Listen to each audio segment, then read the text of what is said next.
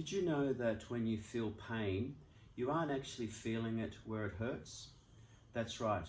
If you were to stub your toe, for instance, the pain is not in your toe, but it's created in your mind. And depending on what is happening, or more correctly, what has been happening in your life, can profoundly affect not only how you feel that pain, but also how that wound will heal. Hi, my name is George Pegios, hypnotist and master NLP practitioner at helpmypain.com.au, where we help people with a whole range of issues, including chronic pain and illness, as well as anxiety, depression, and dependencies to alcohol, cigarettes, and other substances. I have described before in previous videos how the subconscious mind, which makes up and really takes up over 95% of our brain's processing power, how it runs the show really, sets up the tone for how we perceive things, signals, messages of all sorts that come into our world, and then manages the way that we respond.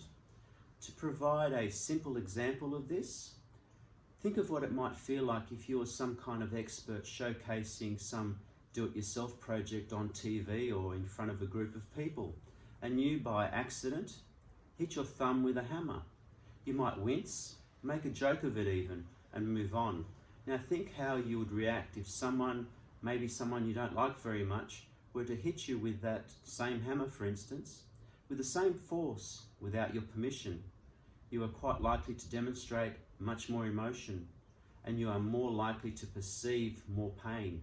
In fact, much more pain for a longer period of time. You see, context matters. In fact, it's almost always about context.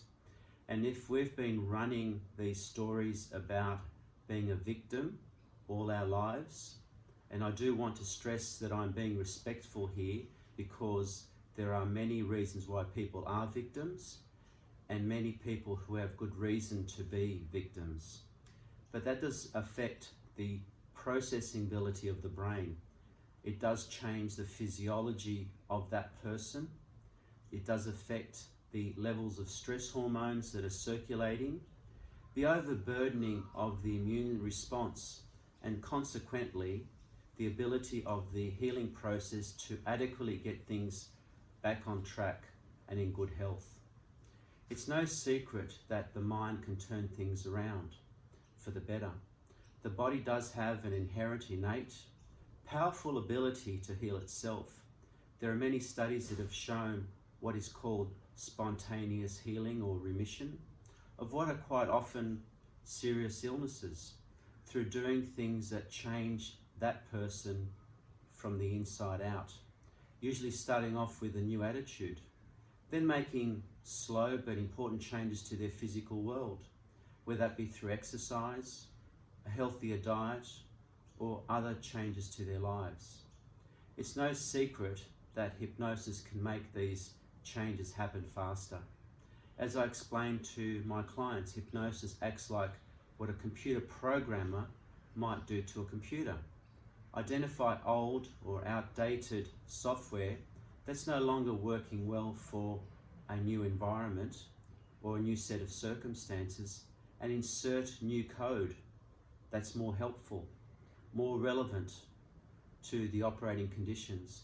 And the incredible thing is that people have known about the healing effects long before computers were even thought of. In ancient Greece and Egypt, there were sleep temples, places where sick people would go to be healed with hypnosis. They, of course, didn't call it hypnosis back then. That term hadn't been invented yet. They just called it therapy through sleep. In much the same way that software updates are done on your computer and devices while you're asleep.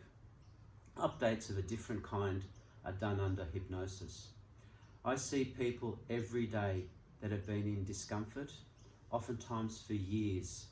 And although it is deeply satisfying and humbling to see how these people do get better, it's also very emotional for everyone involved to realize that this could have been resolved, could have been helped a long time ago, how life could have been different had that operating system been tinkered with back then rather than now. So this was the story with Christine last week and Joe, who came to see me the week before. So if you or someone you know needs help with chronic pain or illness, then you can contact me through my website helpmypain.com.au or through Facebook, Help My Pain. Thank you so much for watching, and as I say, hypnosis isn't magic, but there sure is something magical about it.